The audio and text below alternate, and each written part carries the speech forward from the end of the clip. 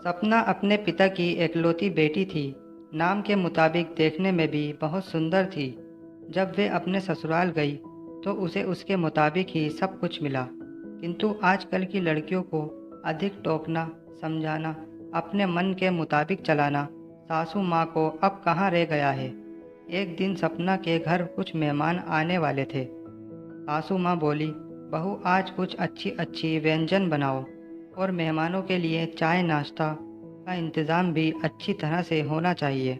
बस अब क्या था, इतना सुनते ही सपना गुस्से से लाल हो गई।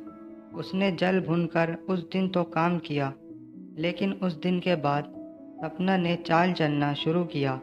सास जैसा कहती वे ठीक उसके विपरीत करती थी। सास ने भी पुरानी कहावत के मुताबिक बहू को उसके माता पिता को गाली देना, उसे कोसना और बड़बड़ाना शुरू कर दिया।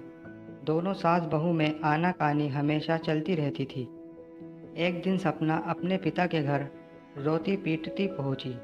वे अपने पिता से बोली, पिताजी आप तो डॉक्टर हो, मुझे कुछ ऐसी दवा दीजिए जिसे खिलाकर वे बुढ़िया गूंगी हो जाए, क्योंकि वे मुझे गंदी गंदी गालियाँ देती है। इस पर पिताजी कुछ सोचते हुए बोले, बेटी मेरे पास एक ऐसी दवा है, लेकिन ये कड़वा है, वो आसानी से नहीं खाएगी। इसलिए मैंने एक युक्ति सोची है। तुम हर रोज़ 1 महीने तक ये दवा अपनी सास को खाना में मिलाकर खिलाती रहना।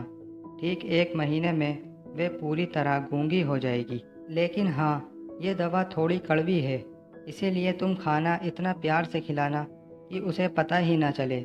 दवा लेकर सपना खुशी खुशी अपने घर आई और पिता के कहे मुताबिक अपना काम शुरू कर दिया। अब सास जो कुछ भी कहती उसे वे मानती और उलटकर जवाब भी नहीं देती, क्योंकि वे जानती थी कि बुढ़िया तो अब महीने भर में गूंगी होने वाली है।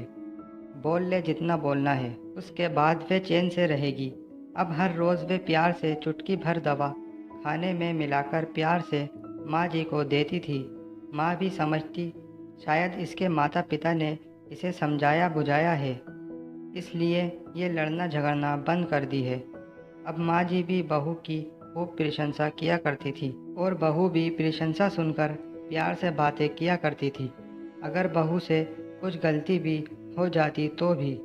इस प्रकार महीना आते आते दोनों सास बहू में इतना प्यार बढ़ गया कि बहू अब अपनी सास की आवाज़ को खोना नहीं चाहती थी। एक दिन फिर उसी प्रकार सपना रोती पीटती अपने पिता के पास पहुंची। पिताजी बोले, अब क्या हुआ? सपना बोली, पिताजी अब क्या होगा, मेरी सास बहुत अच्छी है, मैं उसकी आवाज़ खोना नहीं चाहती, वे मुझसे प्यार से बात करती है। अब मुझे कोई ऐसी दवा दीजिए जो कि मेरी माँ जी को दिया हुआ दवाई का असर काट सके और वे गूंगी ना हो पाएं। इस पर पिताजी हंसते हुए बोले, बेटी तुम रोना धोना बंद करो और खुशी से रहो। जो दवा मैंने तुम्हें दिया है वे कोई दवाई नहीं थी, वे रिश्तों में घुली कड़वाहट उतारने की तरकीब थी। अगर मैं ऐसा नहीं किया होता तो तुम शायद आज नहीं सुधरी होती। बेटी इसी प्रकार यदि तुम अपनी सास के साथ अच्छे से रहोगी तो वे भी तुम्हें अपनी बेटी के समान प्यार करेंगी। अब सपना को सारी बातें समझ में आ गई थीं। उसे अपनी गलती का एहसास भी हो गया था। वे वापस अपने ससुराल चली आई। इसके बाद दोनों सास बहू प्यार से रहने लगी। उनके बीच स्नेह और अपनापन का भाव आ गया और घर खुशियों से भर गया। दोस्तों, ये कहानी आपको कैसी लगी हमें कमेंट में ज़रूर बताना, और हमारी वीडियो अच्छी लगी हो तो वीडियो को एक लाइक ज़रूर करना, और हमारे चैनल पर नए हो तो चैनल को सब्सक्राइब ज़रूर करना। कहानी सुनने के लिए धन्यवाद दोस्तों।